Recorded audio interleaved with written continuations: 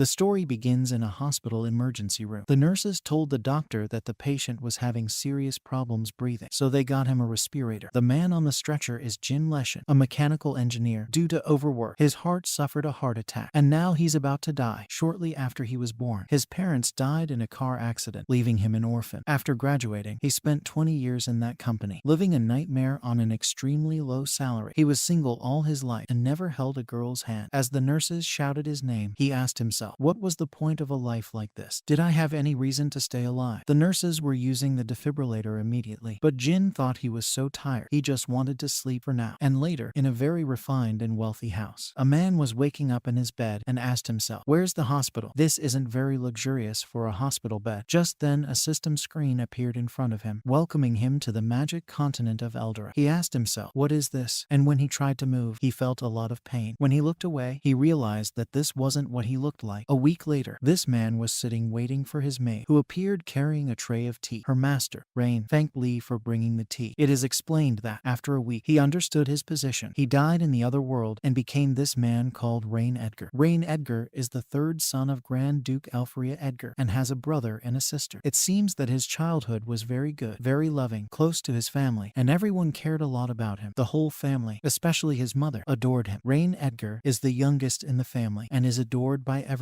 He wondered, was this a remedy for his terrible past life? The continent he is on is called Eldera, a world where all facilities rely on magic to function. The Caradorial Empire is the largest human empire on this continent. On the continent, there are not only human nations, but also those of other races, such as elves and dwarves. Edgar's family is a noble family with a territory of around 300,000 square kilometers and 1 million inhabitants. As a nobleman, Rain not only has good clothes, but also a personal maid to serve him and all the best. He thought that living such a happy life must be the result of so much hard work in his past life. Then, later, in the office of the head of the family, the butler said that the young Master Rain had appeared. After entering, he introduced himself to his father, Aldarian Edgar, who asked if Rain knew why he had been called there. This is his father, the lord of this land. Rain said he didn't know, and Aldarian explained that he had reached the age to manage his own territory. He has already decided where Rain is going. And Rain asked, my own territory? His father said, of course. And he explained that the territory Rain will take over in the future is northwest of there. Although it is relatively safe due to the shortage of mages, the issue of food production has been difficult to resolve. Although his land is currently the future of the empire, the situation is not so optimistic. Rain thought that what his father said was actually very true. The royal family of the Caradorial Empire is in decline, and political corruption is rampant. The open and covert conflicts between the various lords of the empire are countless. In this world, after his reincarnation, he has had a lot of care and concern like never before, but he will never lose the people who care about him. Aldarian, seeing Rain's expression, wondered if he was putting too much pressure on his son, but said, once again, you don't have to feel so pressured. That's because your brothers and father will be with you. But Rain asked, if the food problem is solved, will security improve? Aldarian said that food problems can't be solved with enthusiasm alone. He thought that his son, as expected, is just a child, thinking that the problem is that simple. But Rain thought that he doesn't rely on his mere passion, but on the centuries of wisdom of the human industrial revolution. He said to his father, leave this problem for me to solve. It is explained that in the city of Ashling, the westernmost land in the territory of the Grand Duchy of Aldarian, to the north it borders the territory of Grand Duke Soren, who is an enemy. To the west, it borders the territory of the elves, and to the south lies the vast ocean. Due to its location at the intersection of three nations, the city of Ashling is very much engulfed in the flames of war. Frequent war has left what was once fertile land completely barren. The population dwindled, with people barely surviving. Rain was on his way in his carriage with Lee, and he thought that the prerequisite for an industrial revolution to happen is a sufficient workforce. For that, he needs a way to increase Ashling's population. He thought that the most surprising thing about this world was that he had gained a kind of ability. The system has given him the ability to scan one person and the mission to scan 10 people. He's scanned 6 so far. He thought that, with this ability, he can see the basic information and status of the person scanned. By testing it on his family, he got the understanding he needed to use this skill. He thought that it looks like his first task, when he arrives, will be to hire talented individuals. Lee had a strange look on her face and remembered her conversation with Aldarian. She had been sent with Rain to keep an eye on him so that he wouldn't make a mess of the territory. She thought, please, young Master Rain, don't do anything. Meanwhile, in the city of Ashling, at the city lord's mansion, a man informed them that the Duke's youngest son is arriving in the city and asked asked what they should do about it. The messenger went on to say that there are rumors that not only is Grand Duke Eldera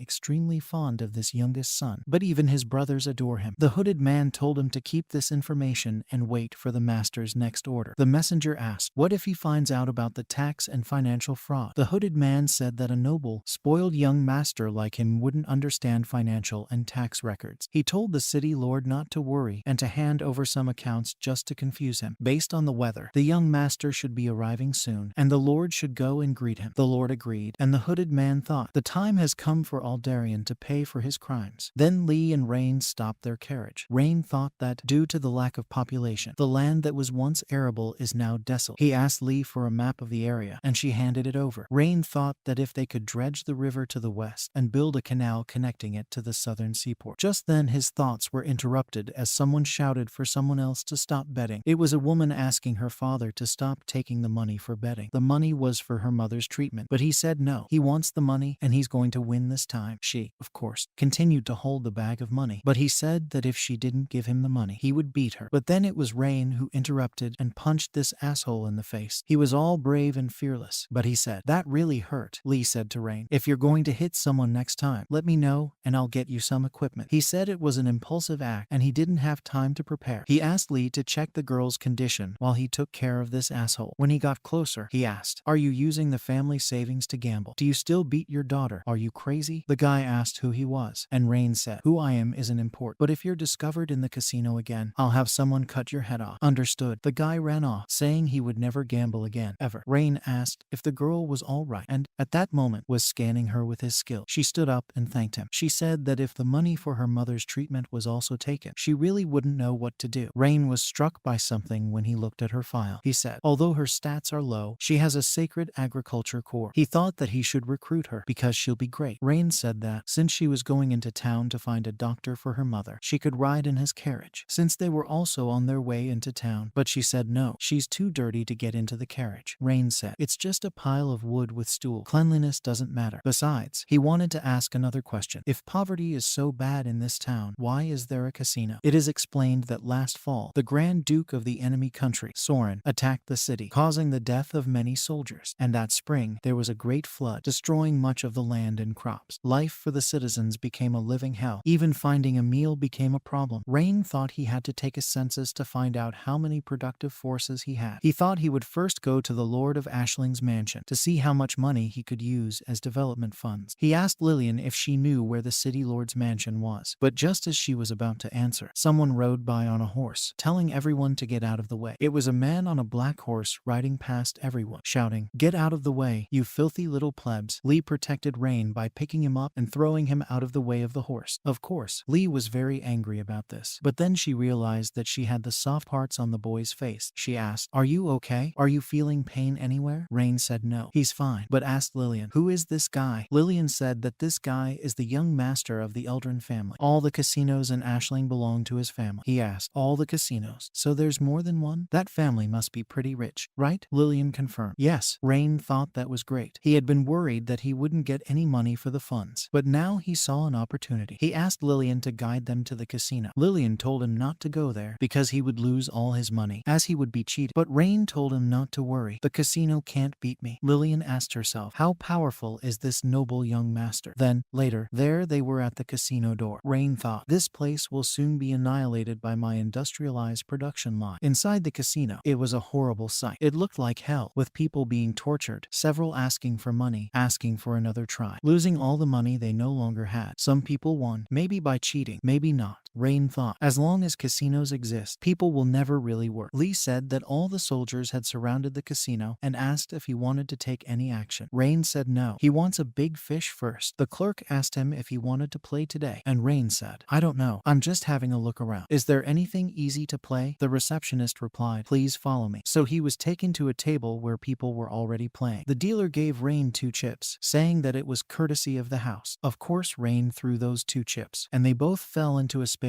called small and face up. The dealer and a person who was playing looked at each other, and the dealer said, open 4. It's huge. The clerk said, it's a shame, but Rain lost. Rain said, that's it. It's no fun at all. Come on, I'm hungry. But the receptionist stopped him in his tracks and said, calm down, calm down. You can't leave until you've paid. Rain asked, what money do I owe? The clerk doc told him that he had been given 2 tokens, but he had to pay for them. Rain asked, weren't they complimentary? The receptionist replied, are you kidding? Nothing is free. Each token is 100 gold coins, but including fees and service, you owe 250 gold coins. If you don't have enough money, you can leave the maid here. Lillian said that he was a liar and told him not to believe her because each token was only worth 1 silver coin. The receptionist asked, who spoke to you? You damn commoner. But Rain, short of ideas, punched the clerk in the face, throwing him away and knocking over a pile of tokens. Rain asked, who let him talk? The people there were like hungry dogs, jumping on the chips. Rain thought, these people are already hopeless. Soon, someone entered the casino, asking, who dares make a mess in my casino? It was the young master of the Eldrin family. Rain thought, finally, a big fish. The peasants who were there, seeing him, were terrified. He sent his henchmen to take care of them so they would know who was boss. Then the peasants began to be beaten mercilessly. The other people were completely terrified. Young Master Eldrin told everyone, this is what will happen to anyone who makes a mess. Lillian thought it was all her fault. She brought Rain here, and now they're never going to leave. She thought she had to make it up to him, because before they came to the casino, Rain bought her mother medicine. Then Lillian stepped forward and said, I'm not going to let Rain be fooled by you. The people wondered, who is this girl? Everyone thought she was dead now. It's over. Young Master Eldrin asked, what do you have to say to me? Lillian said, your casino cheats everyone and destroys families all over the city. I won't let that happen to Rain. He said to her, go to hell. Then, and he went after her. But just as she was about to be hit, she realized that she didn't feel a thing. That's because Rain held that guy's hand. Rain, analyzing the statuses of this guy, who was called Vesserlo Eldrin, realized that the guy was a piece of shit. His statuses were all low, and his loyalty was only 5. But even so, the Eldrin family could start a revolution at any time, so Rain had to be careful. Vesserlo Eldrin said that Rain didn't seem to like his little way very much. Did he? Rain replied that he didn't, but that he liked him a lot, because only the strong survive in this world, don't they? He continued. Whoever wins the fight gets the final laugh, doesn't he? Vesserlo asked. You don't know who I am, and you still want to fight me. Rain said, I don't need to know who you are. There's only one thing you need to know. Just as he clapped his hands, several soldiers entered the casino and completely surrounded the place. Rain said, my words are the law. Meanwhile, in a very chic place, which looked like a table about to have a dinner party or a get-together, all these naughty bourgeois were saying that it was all down to the lord of the city, that he was wonderful. A man in the corner wondered if they wanted to impress the duke's daughter. He remembered talking to the lord of Ade and thought, these people are very naive. A woman approached him, saying that she was toasting him. The man asked himself, where is Vesserlo? If he were here, they could build a relationship with the duke's great son. He also thought that they can't trust that lord of the city so much. Shortly afterwards, Your Highness, Rain Edgar, arrived. Of course, everyone approached, fawning and impressed. One of the men introduced himself as the head of the Raven family and brought some gifts. Another head of the Roaster family brought his daughter to see if Rain liked her. But Rain said, if everyone's here, we can start now, can't we? The staff asked what he was bringing. It was a blackboard. Rain was ready to explain all the engineering he was going to do. He said, this is the project I drew this afternoon for the dam. They're going to make sure it's viable during its construction. People asked, what is a dam? Maybe to catch fish. Rain told them not to worry, that he would explain. He asked Lee for the map and said, take a look at the geographical location of the city of Ashling. This afternoon, there's a big flood every year due to this river in the north of the city. As long as you build a dam here, you can stop the flooding during the rainy seasons and water the crops during the dry ones. The man from the Eldrin family who was there thought, that's an excellent idea. If they can really build this dam, the town's agricultural production will be greatly improved. But the people asked, what does this have to do with us? Rain said, it's simple. Money. I need it. The nobles who were there said that they were also poor. That man thought, although the duke's son is intelligent, he's also very naive. How can he convince these people to finance it? It won't work. But Rain said, being poor isn't the problem. I have a great way of making money, and I'm going to tell you about it now. I just raided a casino this afternoon. I took about 50,000 gold coins from it. How many other casinos are there here, eh? People asked themselves, did he rob a casino? Did he break in and take the money? They thought, the one who runs the casinos in Ashling City is Mr. Adrian, who is back there. The staff thought that the duke's son is very stupid. He picks a fight with Adrian straight away. He's going to be destroyed. Adrian approached and said, Master Rain, your actions violate the national laws of Caradorial. The people began to grumble along with Adrian because they wanted to protect the casinos. Everyone there was only rich because of that. Everyone started shouting, saying that casinos are legal businesses. How can he do such a thing? Adrian thought that Rain was too naive. He doesn't know how to control people. Rain said, everyone pretended to be poor when I asked for donations, and they're not willing to make up for it, are they? I know all the involvement you have with casinos. I'll give you one last chance. Either give up now, or you'll be forcibly surrendered. Adrian said said to Rain. If the Grand Duke finds out what you're doing here, he won't forgive you, will he? The staff said to Rain, know your place. Rain asked, oh, you want to talk about the law? That's great. He told the soldiers to stop them all. Let's talk about the law. So the soldiers covered the doors and brought in 2 men. Adrian wondered, where did these people come from? Aren't these Vesserlo's henchmen? They were tied up and their mouths were covered. Rain asked, Adrian, do you know these 2? Adrian said, no, I've never seen them before. What's the meaning of all this? Rain sat down and said, don't make a fuss. These men simply tried to murder me this afternoon. He continued, come to think of it, they said that, in the city of Ashling, their power could let them force the sky with a single hand. And someone supported them, didn't they? The soldier told them to let them go and to see if anyone in the party recognized them or not. Everyone already knew that they were followers of Master Vesserlo. Rain said they tried to kill him. It looked like it was all over for Adrian, but Adrian thought that if those 2 said anything, the whole family would be ruined. So he pulled out his knife and asked, how dare you attack the Duke's son, and ordered them to pay with their lives by killing them right there. Everyone was completely terrified as the bodies fell to the ground, staining the red carpet with blood. Adrian said to Master Rain, I was overcome with rage and acted out of my mind. You can punish me as you wish. But Rain said, your sense of justice is so great. Truly, a nobleman. Adrian replied, no, Master, you're too kind. I only did what I was supposed to do. Rain said, all right, then, bring in the main culprit of the assassination attempt. Will Adrian kill anyone else? The next person brought in was Adrian's son, Vesserlo. Vesserlo said, my father is the nobleman who takes care of everything here. Tell those damned peasants to let me go. Adrian asked himself, was my son captured? Is that why he hasn't been found? Vesserlo asked, how did Rain kill his vassals? He said, when I'm released, I'm going to torture him. That bastard will make it as if he never wanted to be born. Rain asked, aren't you just going to die? Are you going to be tortured by him? Say more. Vesserlo said, yes, because no one in Ashling can fight me. He's dead. He just doesn't know it yet. Rain said, bravo, bravo. I've never met anyone as brave as you. Don't you think so too, Mr. Adrian? Vesserlo said, oh, Dad, are you there? Take care of this little brat soon. But Adrian told his son to shut up, ungrateful child, and he told him to get down on his knees. Vesserlo asked, what's going on? But Adrian forced him to his knees and said to Master Rain, I'm going to make my son beg for forgiveness, and I'm also going to give you everything you want. Vesserlo remembered that his father had said that the Duke's son would be arriving in the territory soon, until he realized what a fuck up he'd made and asked, is Rain the Duke's son? Adrian asked, why would he have so many soldiers if he wasn't? Vesserlo slammed his head on the floor, begging for forgiveness, saying he wouldn't do anything like that again. Adrian asked for another chance for his family. The Eldrin family begs for life. Rain said that they could survive, but they would have to hand over everything they had obtained illegally. Adrian thanked him, thinking he was safe, but he thought he had to tell Master Rain something else. He said, there's something to report. The Lord of the city, Eldera, is in contact with outside forces to lure the Duke away. People asked, what do you mean? The Lord of the city is a rebel, but Rain called them all idiots. He said he'd let Adrian go, but he's still slandering the Lord of his own city. He said to execute these 2 people immediately. Adrian was obviously desperate. Lord Elderic thought, that's exactly it. He thought that the young master was not only dumb, but also impulsive. But the Lord approached Master Rain to thank him for his quick wit, and said that he was completely loyal to him and would never think of rebellion. Rain approached him and said that he believes him. Don't worry, but looking at this guy's record, he's clearly a traitor. Rain said, I would never believe he was a traitor. Later, Rain was in his office. He thought that these nobles had handed over more than 100,000 gold coins, about 2 years worth of taxes that Ashling pays to them. Lee arrived with Rain's tea, but Rain asked, do you know how well fed the nobles are? Lee asked what he was planning to do about what Adrian had said. She said that if the Lord of the city really is planning to rebel, Rain will be in danger. But Rain told her to calm down. I understand your concern, but there's no need to be in such a hurry. I'm sure the Elderic are planning to rebel, but I can't just show my cards now. Lee asked why. Exactly, he said. It's because I still haven't found out who's working for him in Ashling. He's exposed, but his enemies in the shadows are hidden. If I act rashly, things will descend into chaos. They'd better think I'm just a naive, ignorant rich boy before I really get to the bottom of this. The next morning, in the city lord's mansion, a wizard was saying that all this was nonsense, pure nonsense. The lord told the guild master, Malkin, to calm down a bit. That's because young Master Rain is in a hurry to prove his worth to the Great Duke. But Malkin said, he doesn't have to take Rain's side. Even the Great Duke will have to show respect to us mages. The lord was wondering how to play the guild against Rain, but it looks like he's done it himself with this recruitment letter for the project. And Malkin says it's insolent. He's going to have a word with that young Master Rain. The lord was pretending to want to stop him, but deep down he wanted Rain to stand against the magic guild. From now on, he'll be alone in Ashling. Meanwhile, Rain was working on this plan, going back to the days when he made engineering drawings and nothing else. but Lee warned him that the master of the Wizards Guild, Malkin, would like to see him. Rain asked himself, who is Malkin? Malkin came in, asking, what's the meaning of that? Why did you insult the Mages Guild like that? Rain asked, what are you talking about? When did I insult the Mages Guild? But Malkin told him to stop playing dumb. You made that recruitment letter, Rain said. Yes, I'm building a dam. Why is that an insult to the Mages Guild? Malkin said that his recruitment letter clearly stated that he refuses applications from wizards. There's no way to take that as anything other than a provocation. Rain wondered if this world was so bad for work that even wizards avoided physically demanding jobs. Malkin said that if he didn't give a reasonable explanation, all the mages in the Mages Guild would refuse to work for him from now on. Rain analyzed Malkin's statistics and realized that his loyalty isn't low. It seems that someone has annoyed him on purpose. Rain said that there must have been a misunderstanding. I didn't mean to insult the Mages Guild. There are 3 very concise reasons why I'm not hiring mages this time. Firstly, the amount of mana is limited every day and we can't meet the deadline. Secondly, it's simply too expensive to hire a mage. With the same amount of money, I can hire 10 physical workers. And thirdly, most wizards live a comfortable life by being part of the guild. However, there is no such safety net for civilians, and I want to generate jobs for these people, generate income. Malkin said that magic rules this world. Those who don't have a talent for magic are lower than wizards. Rain said, you're right, but I don't like that at all. Starting with Ashling, I intend to make everyone understand that mages are no different from civilians, neither superior nor inferior. Malkin said, I suggest you take that back now if you don't want to have the mages as enemies. Rain said, be careful with that tone of voice you're using, otherwise his maid will slit your throat. How about that? Malkin, his voice breaking, said that this was nonsense. Rain said, I wasn't talking nonsense. This law exists. If you don't believe me, I'll have Lee slit your throat. Then they'll see who the judge gives the case to. Malkin, of course, apologized and asked him to spare his life. Rain thought that, even in this kind of situation, his loyalty hadn't diminished. Malkin was perhaps unaware that he was being used to turn against him. Rain let him out alive. Of course, Malkin thanked him, terrified. The system appeared, saying that the rookie mission to use the skill to investigate 10 people had been completed, and he had won a rookie host reward package. The new mission is available. Get 5 characters with high stats. Rain thought, I've finally completed the system quest. Now I'll see what good reward I got. Then, later, the Lord met with Malkin and asked, did things work out? Malkin said he didn't want to talk about it anymore. Master Rain didn't listen and just kicked him out. But the Lord of the city said that he had an idea. Not only will it change Master Rain's mind, but he'll become even more respectful of mages. The Lord said that when these peasants refuse to work for Master Rain, he will have no choice but to hire the mages. Malkin asked, why wouldn't people work for young Master Rain when his offer is so good? The Lord said that Rain would be disappointed in these peasants if everything they did was badly done and they were lazy. Malkin realized what the Lord wanted. He said, I'm not very happy that he refused to hire mages, but there's no point in putting him down for it. The Lord told him not to worry. That bunch of peasants are idiots anyway. Why else would they be starved? They don't know how to hunt or farm. Why would these useless people be so useful for building a dam for Master Rain? Malkin said, I guess I could try that suggestion. Then, later, the staff saw that sign and that pamphlet which read, Rain is hiring workers for the construction of the water dam project. 3 meals a day are provided. Wages are paid at the end of each day, and payment is never late. Of course, people were impressed by this, but others said it was a trap. These nobles have cheated everyone several times. One person said that they definitely won't either. But Lillian, of course, showed up to defend Rain. She said, Your Majesty has spoken to me personally and will try to make life better for everyone. And the staff, of course, didn't believe her. For God's sake, did he speak to you personally? To a little girl like you? But Lillian introduced herself and said that she and her father would like to apply for the dam project. The recruiter said that her father would be accepted, but not her. Lillian asked why, since she's pretty strong too. The recruiter asked how old she was, because Master Rain is only hiring people who are 18. If we hired behind Master Rain's back and he found out, it would certainly be worse. Now your father can take part in building the dam. 8 hours a day, 3 meals, 10 copper coins at the end of the day. He said that if you have no other questions, just put his fingerprint on. Lillian told her father that he has to work hard now.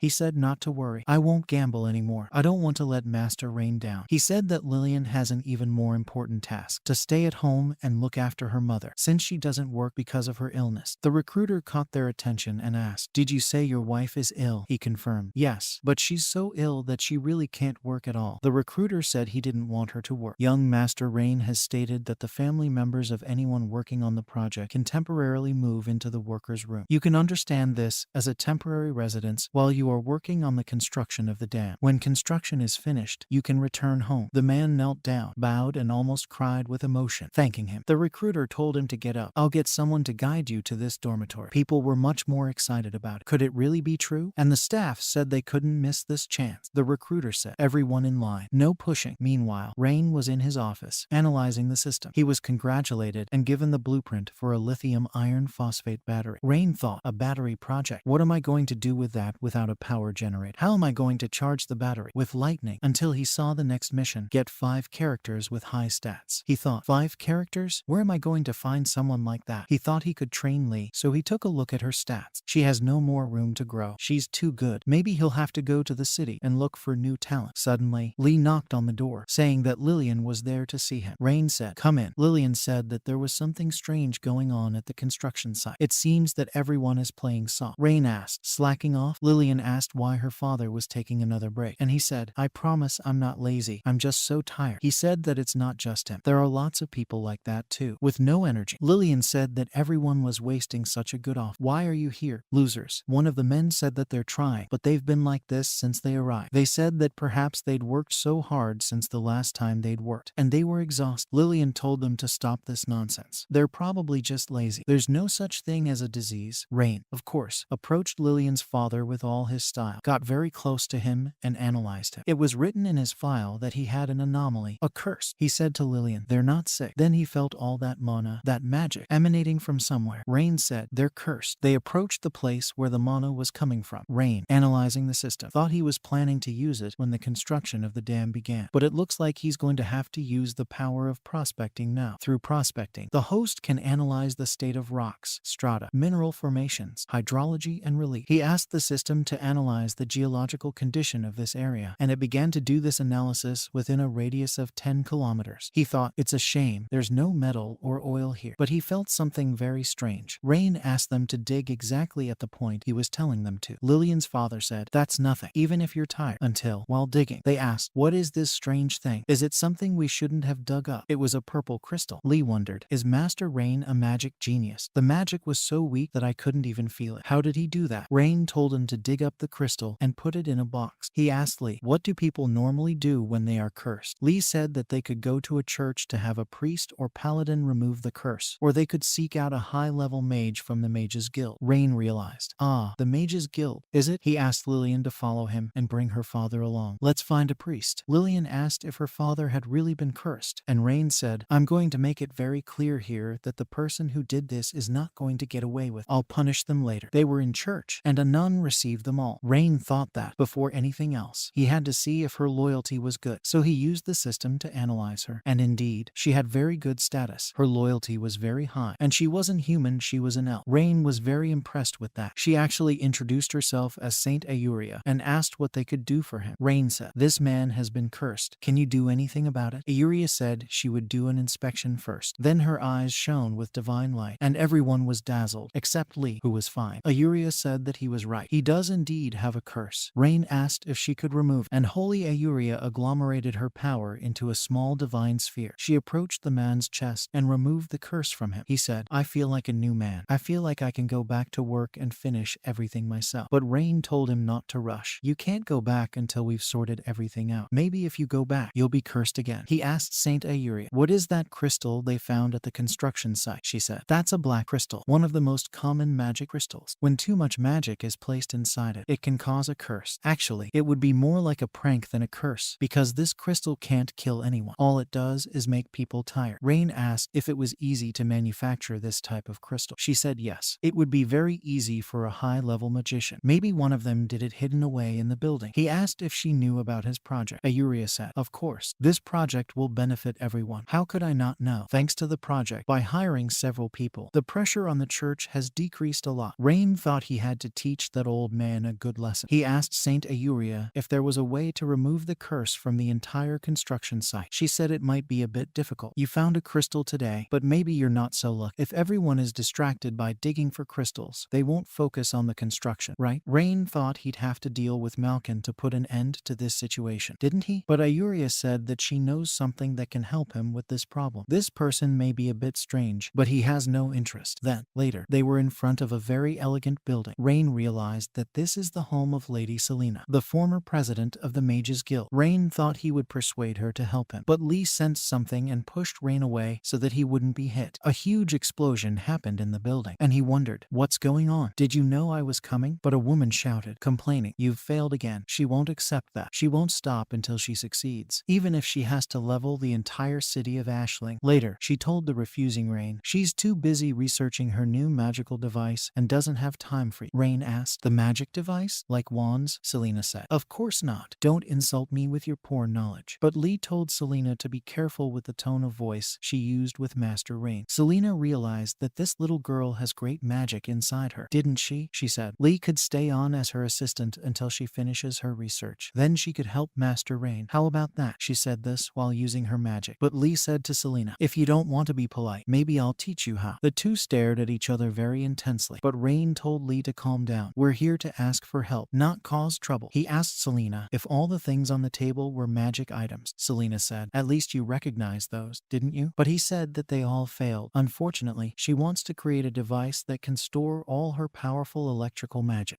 Rain asked himself, electric magic. Perfect. Rain, of course, was very interested. A device for storing electricity. Selena said yes. When my experiment doesn't work, an explosion happens, just like it did earlier. That's why I need to focus on my research. Rain thought for a moment and asked, what if I told you I could create a device that stores as much electricity as you want? Would you help with the Wizards Guild? Selena said she didn't have time for nonsense. Rain said, it's not nonsense, I'm serious. If I help you create a device that stores electricity, will you help too? Selena, summoning her magic, said, yes. If you can create what I don't think is that possible, I'll not only help you deal with Malkin, but I'll also make the whole guild listen to him. But if it fails, she won't take responsibility for what happens to it. Later, there they were in the garden, and Rain was wondering where on earth he could find electricity. Apparently, wizards can be human electricity generators. This could help with hydraulic generators. He had a lithium battery project in hand, and Selena said, there, it's been built exactly as you instructed. She warned him, there's no way these stones can store magic. They'll explode if I use even a little magic. But Rain told me to relax. The capacity of this battery is 185 Wh per kilogram, so you can give it everything you've got. Total freedom. Then she took the tube leading to the battery and used a lot of electrical magic, concentrating her power. The electric current went to the battery, and she asked, didn't it explode? That's impossible, Rain asked. Is that all you've got? Weak, huh? Selena asked, what's it like? I'll show you what electric magic is. You don't know anything about magic. But the next moment, she was slumped over, powerless. She wondered if this thing really did store all her magic. Rain approached to see how it was doing and realized that it was enough energy to run a vehicle for 3,000 kilometers, 87% of the battery. It managed to do that on its own. She's a very inconvenient power bank, he thought. Finally, some wizard in the guild is going to be of some use. He made a direct connection, and Selena asked if he could use electrical magic too. Rain said, not only can I use electric magic, but I can make everyone in the city use it too. Selena said that this was absurd. How could you teach magic so easily? Rain said, I have magical devices even more powerful than that battery. If you're willing to help me, I'll show you a world where everyone can use magic. What do you think? She was amazed at this idea. A world where everyone can use magic. Meanwhile, Malkin was reading his little newspaper. He thought that, in a little while, Master Rain would be there begging for his help. But former President Selena appeared. She said, it's been a long time, hasn't it? Malkin,